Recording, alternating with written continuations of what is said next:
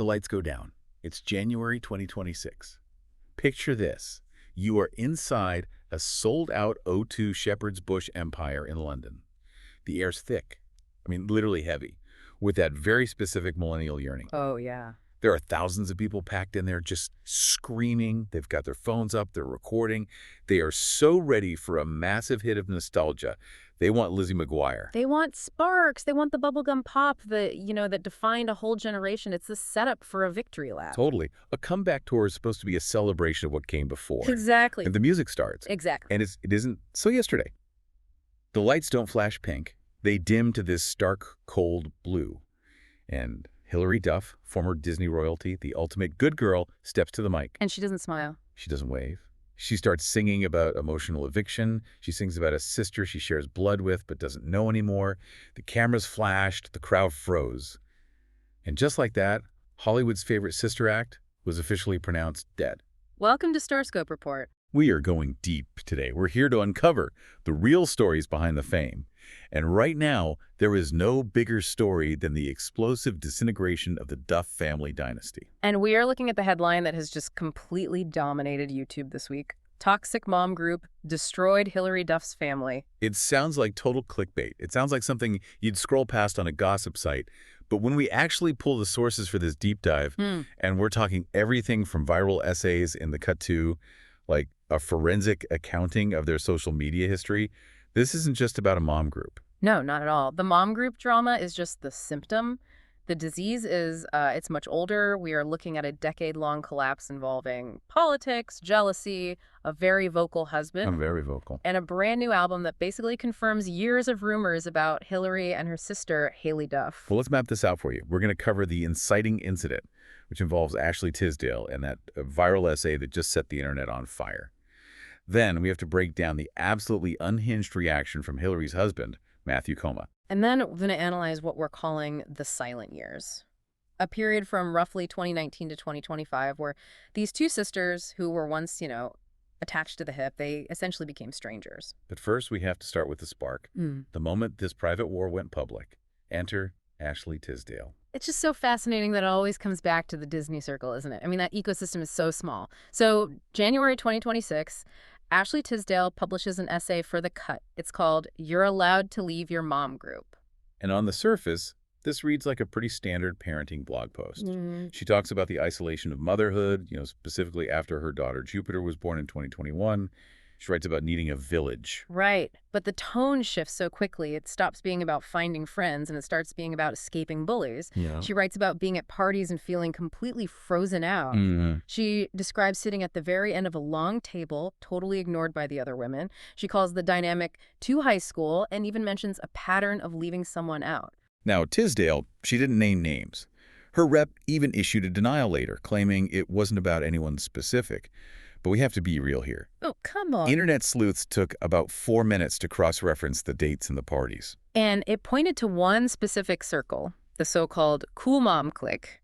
We're talking Hilary Duff, Mandy Moore, Meghan Trainor. These were the women Tisdale was being photographed with during that time. And usually in Hollywood, when a blind item like this drops, everyone just stays quiet, right? You let the news cycle churn and it goes away. But Hilary Duff's husband, Matthew Koma, he does not play by those rules. Matthew Koma he's a unique figure in this whole landscape. He is not the typical PR-trained celebrity spouse who just stands silently on the red carpet. He's chaotic, he is very online, and he is fiercely protective. Protective is one word for it. Scorched earth is another. Because how does he respond to this vague essay about feeling left out? He posts a photoshopped image on his Instagram story. He takes the photo of Ashley Tisdale from the article, and he pastes his own face over hers. Oh, no. But it's the headline he wrote that really, really changed the game. He captioned it, "When you're the most self-obsessed, tone-deaf person on earth, other moms tend to shift their focus to their actual toddlers." Wow. Let's just pause and analyze that. This isn't just a clapback. This is a confirmation.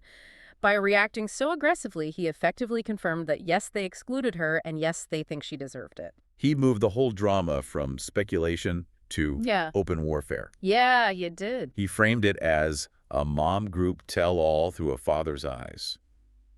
It was brutal. But here's where the story pivots from a Mean Girls reboot to, a family tragedy. In a situation like this, you expect the family to close ranks. The Duff sisters against the world. Our lips are sealed right. That was a brand. That's what we were sold for 20 years. But Haylie Duff made a move that just shocked everyone. She publicly liked Ashley Tisdale's essay. That was the first domino, just a public endorsement of the woman who was attacking her sister's entire social circle. But she didn't stop there. Days later, I mean literally days after Koma's attack, Haylie is photographed in Malibu.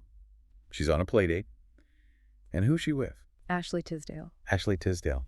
Their daughters are playing together in the sand. You have to think about the messaging there. In the world of celebrity PR, a paparazzi photo is almost never an accident. This was a statement. A huge one. Haylie was publicly siding with the enemy. It was a complete invalidation of her sister's husband and his, defense of Hilary. It's a betrayal. It signals that the fracture isn't just a drift anymore. It's active. It's strategic. But if you think a little Instagram drama is all there is to this story, you are missing the forest for the trees. This playdate wasn't the cause of the fight. It was the result of a war that had been raging in silence for years. This is what we're calling the silent years. And when we dug into the timeline, the data is actually shocking. It really is. Between 2019 and 2025, the Duff sisters essentially ceased to exist as a pair. Okay, fact. Hilary and Haylie have not been photographed together publicly since March 2019. That is 7 years of visual silence. And in the modern era, digital silence is just as loud, if not louder. They stopped interacting on social media around January 2021. Hilary, who used to religiously like and comment on everything Haylie posted, just went cold turkey. And then came the move. In 2021, Haylie packed up her family and moved from Los Angeles to Austin, Texas. Physical distance so often mirrors emotional distance, but we have to look at why. Why did they split? Why the move to Texas? When we look at the research and the fan theories, which have been corroborated by sources, it seems like two massive wedges drove them apart. The first one is, well, it's the classic American divide. Politics. We just can't ignore the context of 2020 and 2021. I mean, it was a time of extreme polarization. Hilary Duff has remained very vocally liberal. She is pro-LGBTQ+, STO. She is active in social causes in LA. She sort of represents that Hollywood progressive ideal. And Haylie? Well, the move to Texas was a huge signal for many people. But the deep dive sleuths found her following some very conservative figures on social media. There were really strong rumors of a major ideological rift during the pandemic. It's a story we saw play out in thousands of American families during that time. The Texas versus California mindset. If you have one sister entrenched in Hollywood liberalism and the other is embracing a more traditional, maybe more conservative Texas lifestyle, that friction is real. You're not just living in different states at that point. You're living in different realities. Exactly. But I think the second theory is even more personal. And it brings us right back to Matthew Koma. We have to talk about the husband problem. This is where the family dynamic gets really, really messy. Sources suggest there was significant tension between Matthew Koma and Haylie. We already know Koma is unfiltered. We know he can be abrasive. But the real issue might be who Haylie kept in her life. Right. So while Koma and Hilary are building this new life, Haylie remained really close with Hilary's ex-husband, Mike Comrie. The furniture heir. It's exactly. Mike Comrie, the father of Hilary's first child, Luca. Reports say that Haylie and her fiancé, Matthew Rosenberg, stayed friends with Mike even after Hilary had already remarried. Just imagine that dynamic for a second. You are Hilary Duff, you have moved on, you have a new husband who is fiercely loyal to you, but your sister, your closest ally, is still hanging out with your ex. It just feels like a complete violation of loyalty. It undermines the current marriage. It sends a message that Haylie prefers the old version of Hilary's life. The life with the wealthy heir over the new life, with the chaotic musician. And frankly, it's just disrespectful to Koma. If your sister-in-law is besties with the guy who came before you, that's going to cause some friction at Thanksgiving. If they were even having Thanksgiving together, which, judging by the timeline, they probably weren't. It is a mess. But if you love uncovering these secret timelines of Hollywood feuds, you should really make sure you're subscribed. We've got more deep dives coming that you will not want to miss. Because we haven't even gotten to the part where Hilary finally takes the mic for herself. This is the retention hook, right? We've looked at the rumors, we've looked at the likes, but in just a moment, we're going to hear the truth directly from the source. Because Hilary Duff just broke her silence with a new album, and she did not hold back. And that brings us to segment 3, the confession.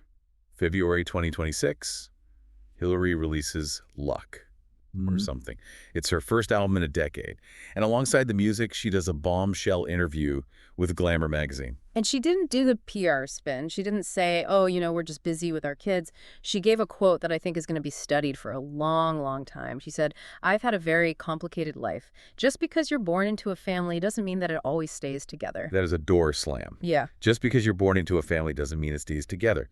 She also explicitly used the phrase emotional eviction. Which is such a powerful term. It implies that she didn't just leave, she was kicked out, or maybe she had to kick them out to survive. And the lyrics on the album back this up completely. Specifically, the track, We Don't Talk. Subtle title. Very. Fans and sources have all confirmed this is 100% about Haylie, and the lyrics are they're devastatingly specific. Let's break some of them down. She sings, don't know when it happened, because we come from the same home, same blood. So that confirms the confusion, right? It suggests a drift that turned into this huge chasm. But then she gets to the motive. She sings, if it's 'cause you're jealous, God knows I would sell it all, then break you off the bigger half. Whoa. Let's just sit with that. If it's 'cause you're jealous, that is acknowledging the elephant in the room that has been there since, 2003? We have to remember the power dynamic. Hilary was Lizzie McGuire. She was the global superstar. Haylie was the older sister, but she was often positioned as the sidekick in the public eye. That kind of imbalance is so toxic for siblings. And here, Hilary is saying, I would have given you half. I would have sold it all for you. It's such a painful admission. She's basically saying, my success is the reason we can't be sisters anymore. And the chorus, so sick of being so sad about how we don't talk and you won't talk about it. That you won't talk about it line connects right back to the Texas move, the silence. It implies Hilary has tried to reach out, tried to have the hard conversations, and Haylie has just shut the door, stonewalled her. But the album doesn't just stop at the sister. She goes after the root of the tree. She goes after her dad, Bob Duff. This provides so much necessary context. There is a song on the album called The Optimist, and the lyric is, I wish that my father would really love me. I gasped when I heard that. We need to remind everyone about the history here. Bob Duff went to jail in 2008. Right. This was at the absolute height of the Lizzie McGuire empire. He was selling off assets during a really messy divorce from their mom, Susan Duff, who was the ultimate stage mom manager. He admitted to infidelity. But even worse, he blamed the daughters' careers for destroying his marriage. So just think about the psychological weight of that. You have a father who resents your success because he feels it cost him his wife. You have a mother who monetized your entire childhood. And now you have a sister who, according to these lyrics, is jealous of the fame that destroyed the family in the first place. It's a tragedy. Hilary is effectively dismantling that perfect family image that was sold to us. On the Disney Channel, they were the wholesome, all-American family unit. And that's what makes this album so significant. It's not just a pop star complaining about some drama. It's a woman in her late 30s looking at the Duff brand, this corporate entity that made them all rich, and realizing it cost her the actual relationships. It's the cost of doing business. When your family is a business, bankruptcy looks like estrangement. Exactly. So what does this all mean? We started with the toxic mom group dispute involving Ashley Tisdale. Which, again, was just the proxy war. It was the vent where all the steam finally escaped. We watched the transition of the Duff sisters from material girls, a package deal, to two women on opposite sides of the country, opposite sides of the political spectrum, and opposite sides of a really bitter feud. And we end with an album that just documents the wreckage. It's a receipt. It really makes you think, though. Hilary sings about breaking off the bigger half for her sister. She's willing to pay for the relationship. She's willing to engage in a transaction to get her sister back. But maybe that's the problem. In a world where their childhood was monetized, where their love was literally sold as a product to us, the fans, is it even possible for celebrity siblings to have a relationship that isn't transactional? Or was the Duff sisters' brand the only thing holding them together in the first place? Maybe once the contracts expired, the sisterhood did too. It's a dark thought. But looking at the lyrics of We Don't Talk, I think Hilary might have accepted that answer. A heavy but definitely necessary deep dive today. Absolutely. You've been listening to StarScope Report, where Jordan and Jamie uncover the stories shaping Hollywood, music, and pop culture. Thanks for tuning in, and don't forget to subscribe for more stories that keep the stars shining.